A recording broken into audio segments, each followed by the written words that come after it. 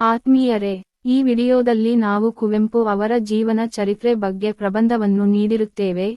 ನೀವು ಈ ಪ್ರಬಂಧವನ್ನು ತಿಳಿದುಕೊಳ್ಳುವುದರ ಮೂಲಕ ಕುವೆಂಪು ಅವರ ಜೀವನ ಚರಿತ್ರೆ ಬಗ್ಗೆ ಸಂಪೂರ್ಣ ಮಾಹಿತಿಯನ್ನು ತಿಳಿದುಕೊಳ್ಳಬಹುದು. ಪೀಠಿಕೆ: ಕುವೆಂಪು ಅವರು ಶಿವಮೊಗ್ಗ ಜಿಲ್ಲೆಯ ತೀರ್ಥಹಳ್ಳಿ ತಾಲೂಕಿನ ಕುಪ್ಪಳ್ಳಿಯಲ್ಲಿ ಜನಿಸಿದರು. ತಂದೆ ವೆಂಕಟಪ್ಪ, ತಾಯಿ ಸೀತಮ್ಮ. ಕುಪ್ಪಳ್ಳಿ ವೆಂಕಟಪ್ಪ ಪುಟ್ಟಪ್ಪ ಕುವೆಂಪು ಎಂದು ಪ್ರಸಿದ್ಧರಾದ ಇವರು ಭಾರತೀಯ ಕವಿ, ನಾಟಕಕಾರ, ಕಾದಂಬರಿಕಾರ ಮತ್ತು ವಿಮರ್ಶಕ. ಅವರು 20ನೇ ಶತಮಾನದ ಅತ್ಯುತ್ತಮ ಕನ್ನಡ ಕವಿ ಎಂದು ಅನೇಕರು ಪರಿಗಣಿಸಿದ್ದಾರೆ. ಜ್ಞಾನಪೀಠ ಪ್ರಶಸ್ತಿ ಪಡೆದ ಕನ್ನಡದ ಮೊದಲ ಸಾಹಿತಿಯೂ ಹೌದು.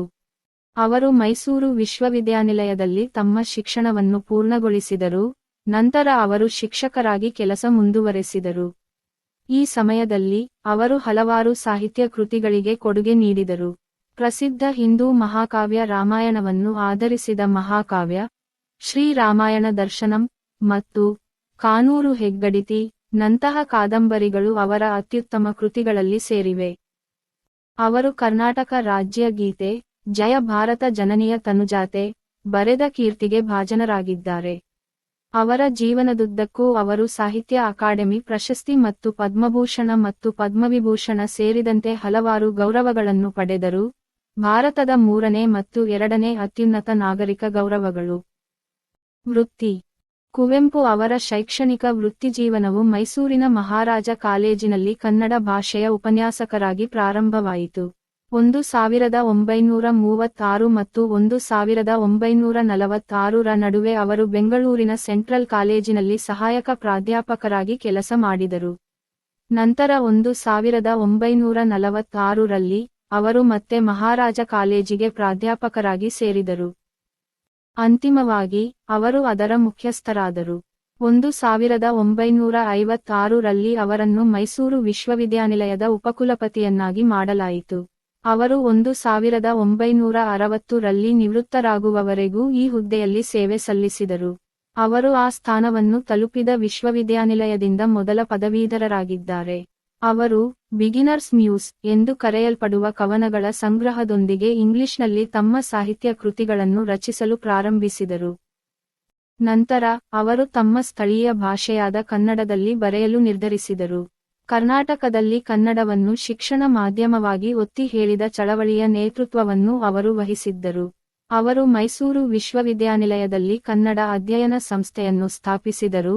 ನಂತರ ಅದನ್ನು ಅವರ ಹೆಸರಿನಲ್ಲಿ ಕುವೆಂಪು ಕನ್ನಡ ಅಧ್ಯಯನ ಸಂಸ್ಥೆ ಎಂದು ಮರುನಾಮಕರಣ ಮಾಡಲಾಯಿತು.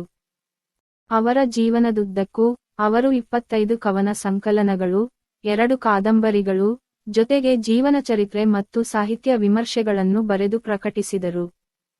ಅವರು ಹಲವಾರು ಕಥೆಗಳು, ಪ್ರಬಂಧಗಳು ಮತ್ತು ಕೆಲವು ನಾಟಕಗಳ ಸಂಗ್ರಹಗಳನ್ನು ಬರೆದಿದ್ದಾರೆ. ಅವರ ಪ್ರಮುಖ ಕೃತಿಗಳು ಶ್ರೀ ರಾಮಾಯಣ ದರ್ಶನ, ಪ್ರಸಿದ್ಧ ಹಿಂದೂ ಮಹಾಕಾವ್ಯ, ರಾಮಾಯಣ ಆಧಾರಿತ ಮಹಾಕಾವ್ಯ. ಅದರ ಮೂಲಕ ಅವರು ಕರ್ತವ್ಯಗಳು, ಹಕ್ಕುಗಳು ಮತ್ತು ಸಾಮಾಜಿಕ ಜವಾಬ್ದಾರಿಗಳನ್ನು ಚರ್ಚಿಸುತ್ತಾರೆ.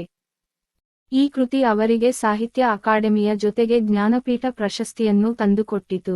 ಅವರು ಕಾನೂರು ಹೆಗ್ಗಡಿತಿ ಎಂಬ 2 ಕಾದಂಬರಿಗಳನ್ನು ಬರೆದಿದ್ದಾರೆ.